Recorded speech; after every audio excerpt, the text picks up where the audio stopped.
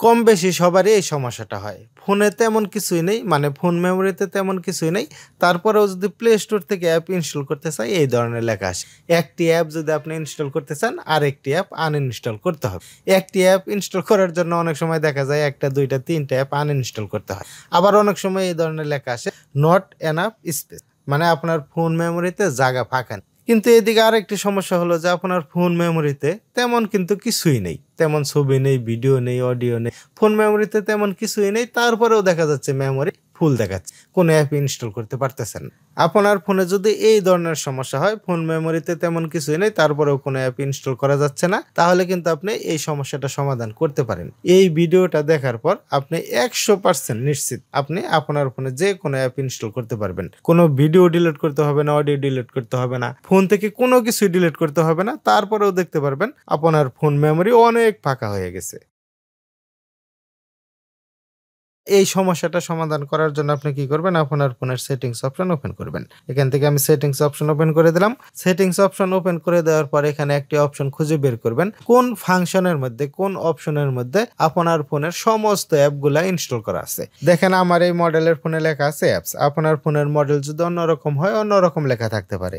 দেখেন এখানে লেখা আছে অ্যাপস, ডিফল্ট অ্যাপস এবং পারমিশন ম্যানেজার। আপনার ফোনের মডেল যদি অন্যরকম হয়, হয়তো আপনার ফোনে এরকম লেখা থাকতে পারে apps, default apps, permission manager, অথবা অ্যাপ লিস্ট, অথবা শুধু অ্যাপ, অথবা লিস্ট অ্যাপ বা ফাইল ম্যানেজার, মানে এই ধরনের লেখা থাকতে পারে। মেন কথা হলো যে আপনি খুঁজে বের করবেন আপনার ফোনে যে অ্যাপগুলো ইনস্টল করা আছে সেই অ্যাপগুলো কোন ফাংশনের মধ্যে ইনস্টল করা আছে। বের করার পর আপনি সেই ফাংশনে এইভাবে ক্লিক করবেন।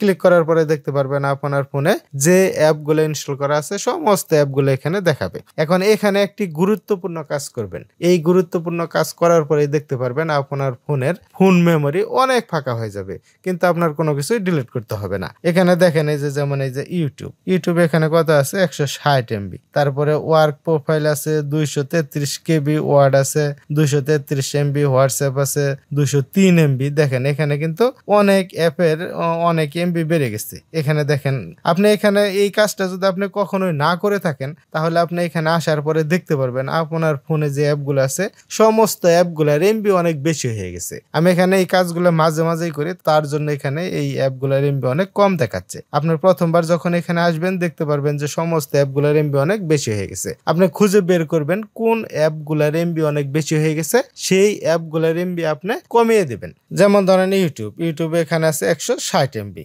হয়তো আপনি দেখতে পেলেন যে ইউটিউবে 5 জিবি আছে বা 2 জিবি আছে বা 3 জিবি আছে। এখন কথা হলো যে কিভাবে এই এমবি গুলা কমাবেন। কমানোর জন্য কি করবেন, দেখবেন যে অ্যাপের এমবি বেশি হয়ে গেছে সেই অ্যাপের উপরে এইভাবে ক্লিক করবেন। এইভাবে ক্লিক করার পর এখানে একটা অপশন দেখতে পারবেন স্টোরেজ, এখানে একটি ক্লিক করবেন। এখানে ক্লিক করার পরে যে এখান থেকে ক্লিয়ার কেস করে দেবেন এবং এখান থেকে ক্লিয়ার ডাটা করে দিবেন, তারপরে ওকে করে দিবেন।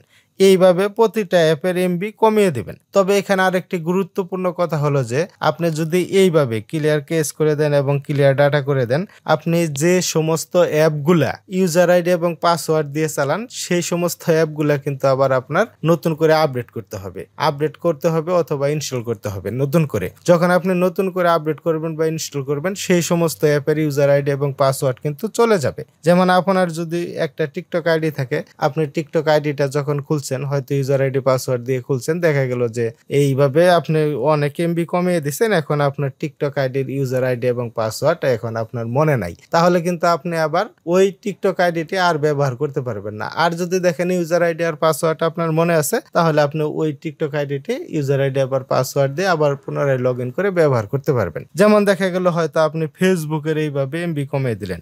এই যে এখানে ফেসবুক ওপেন করে দেখেন এখানে আসছে ফেসবুকের 578 এমবি।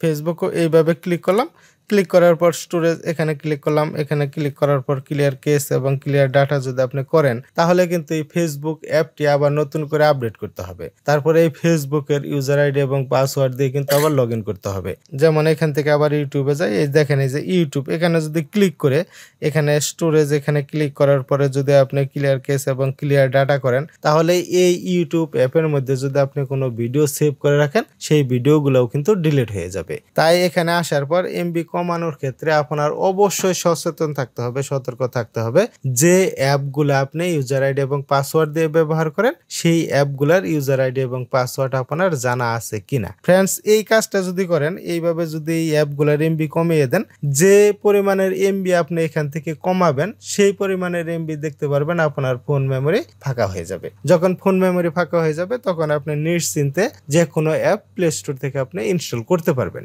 ফ্রেন্ডস, এই ধরনের নতুন নতুন এবং প্রয়োজনীয় ভিডিও পাওয়ার জন্য নেটকম এই চ্যানেলটি সাবস্ক্রাইব করে আমাদের সাথেই থাকবেন। আর যদি আপনি অলরেডি এই চ্যানেলটি সাবস্ক্রাইব করে থাকেন, আপনাকে অসংখ্য ধন্যবাদ। দেখা হবে পরবর্তী কোনো এক ভিডিওতে। আজকের মতো এখানেই বিদায়। আল্লাহ হাফেজ।